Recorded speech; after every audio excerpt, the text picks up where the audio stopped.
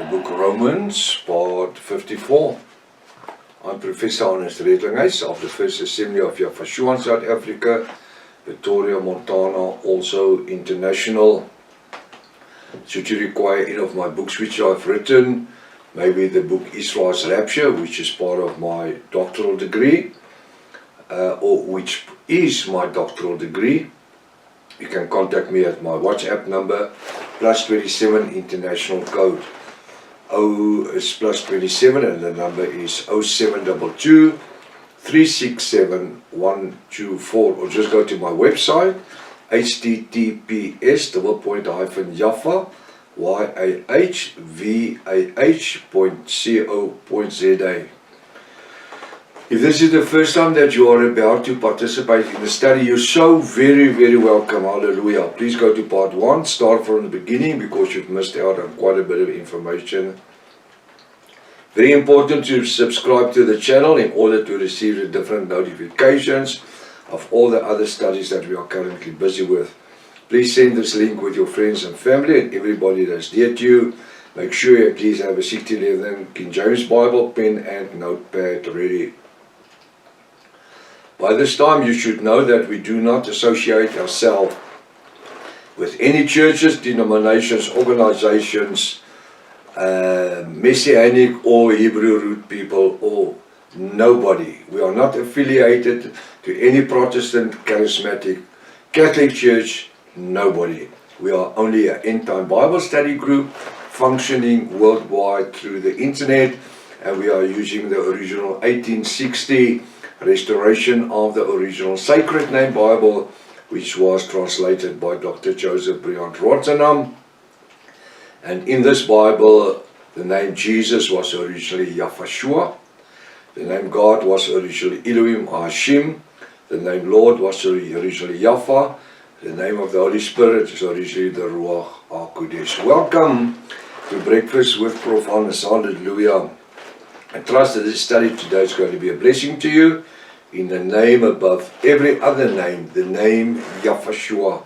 We will continue where we left off yesterday, the book of Romans chapter 4. Let's look at the figurative speech again. And he, that's Father Abram, received the sign of circumcision as a seal of the righteousness of the faith. He received what? He received the seal of circumcision, the sign of circumcision, by cutting the forehead, a seal of the righteousness of faith. So that is to seal the covenant by faith. Faith, we will find, as I explained yesterday morning, faith we shall find will play the major role in the first 5, 6, 7 generations of Abram's children, and then for them going into Egypt, being slaves for 430 years. Then another 40 years after that only would they receive the promise of the land that was promised to Father Abram. Now, everything works with faith. The seal of the righteousness of faith, which he had yet been uncircumcised when he lived in the land Ur of the Chaldeans, which he had yet been uncircumcised, that he, Abram, might be the father of all of them that believe. The promise. What Yafa has in mind for this man is to be the father of the greatest religions in the world today, which had yet been uncircumcised for Father Abram when he was just Abram, that he might be the father of all of them that believe, through they were not circumcised.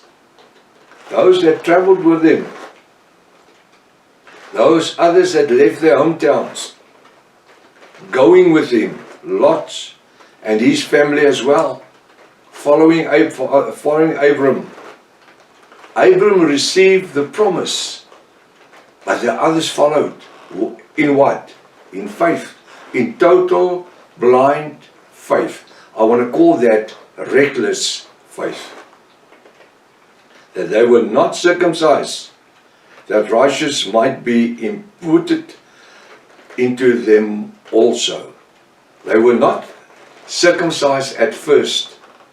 They only followed Father Abram through faith.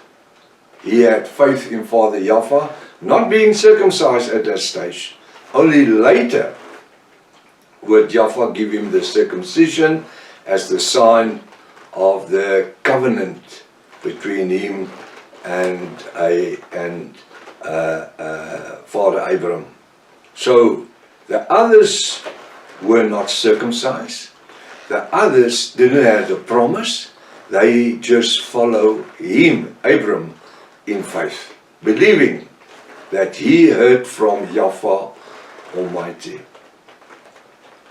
And that's why we find that Father Abram was one of, when they talk about, the Bible talks about faith and persons of faith, we find that Father Abram was one of the main people as an example of practicing faith between himself and Father Abram, believing things that he hasn't seen in his whole life and which he was not going to see in his life, not knowing it. Verse 12. And the father of circumcision to them who are not of the circumcision only. So he became the father of circumcision to them who are not of the circumcision only. They were not circumcised.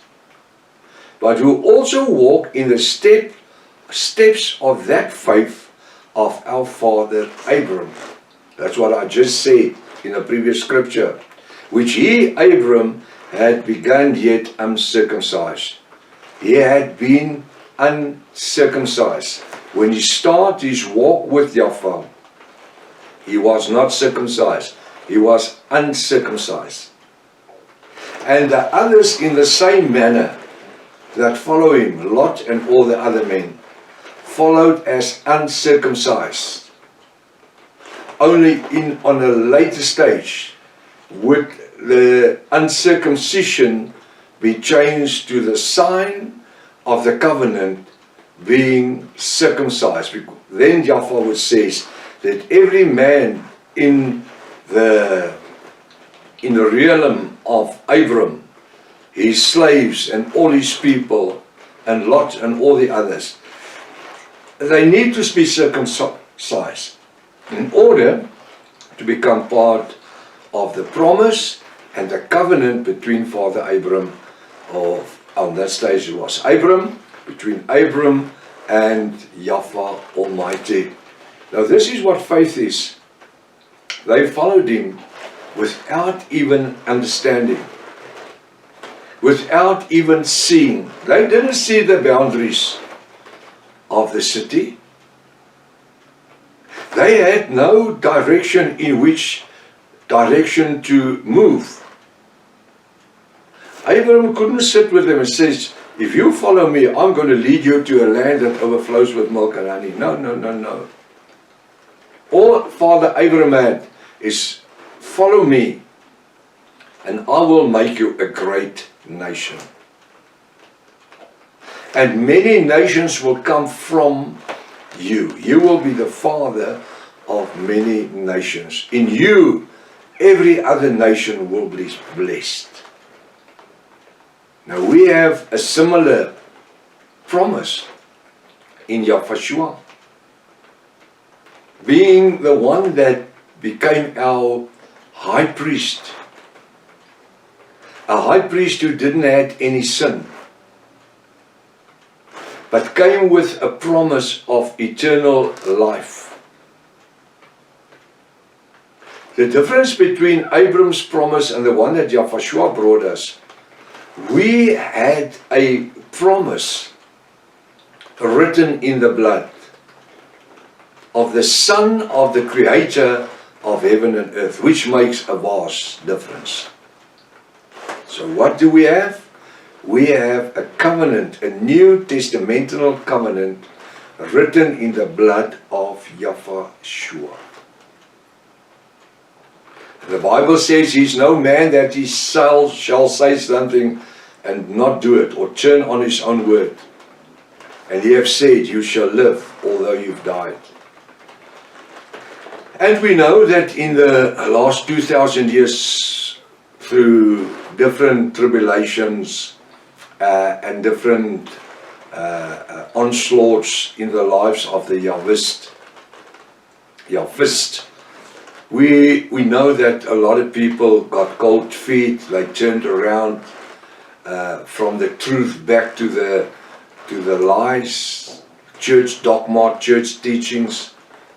While the Bible says if anybody that turns around after receiving the word of life is like a dog turning to its own vomit, eating of it. Bad news. Bad news.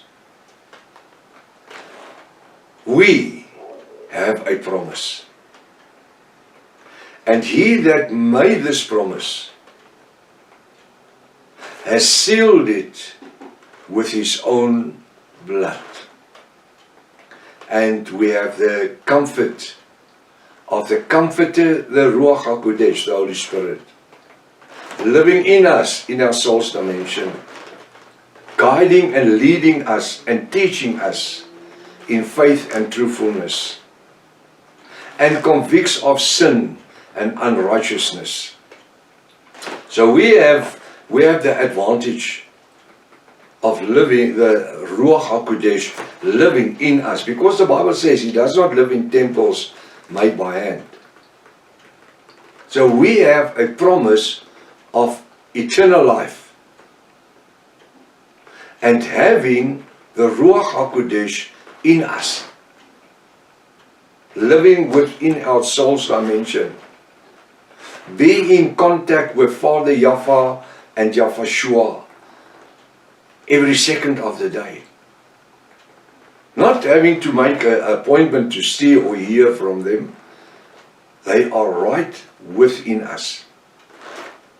And this makes it so much better and easier for us to live in faith, not seeing the things that was promised unto us, but live in it as if it was said yesterday. Through the last 2,000 years, many a Yahwist has died from 34 AY to 1530 AY through the hands of the Roman Catholic Church, trying to dismantle and to burn and to disintegrate, just let it vanish, all manuscripts, every piece of paper, that everything that shows to the revelation names. But Yahweh, in his greatness, in his knowledge, has foreseen that we today in 2027 have the restoration of the original Sacred Name Bible, the Rotterdam version, which was written by which was translated by Dr. Joseph Briand Rotterdam in 1860, which is the roadmap. 6,923 times in the Old Testament, the name Yahweh, Y-A-H-V-A-H, Yod, Aleph, Hey, Vav, Aleph, Hey, from right to left. English, Y-A-H-V-A-H, Yahweh, Yahweh, hallelujah. The Tetragrammaton in action with the two Alephs, the A's. It's the only two letters that function in the Tetragrammaton, is the two A's, and then you have a name. Because otherwise you can't speak it out, you can't pronounce it. But the moment you add the two A's to it, it becomes the name of the Creator of heaven and earth. And how privileged are we today that we may know that name, and with that we must also know His Son's name. And that's why He says that we need to know His name. He says, my people shall know my name. Isaiah 54 verse 6, my people shall know my name. We are so honored. Till tomorrow morning, if it's Father's will, in faith, let's live with the expectation that we are going to live from out of this world, being changed from mortal to immortality in the name of Yahushua. Till tomorrow morning, if it's Father's will, Maranatha, Yahushua is coming back again. Hallelujah.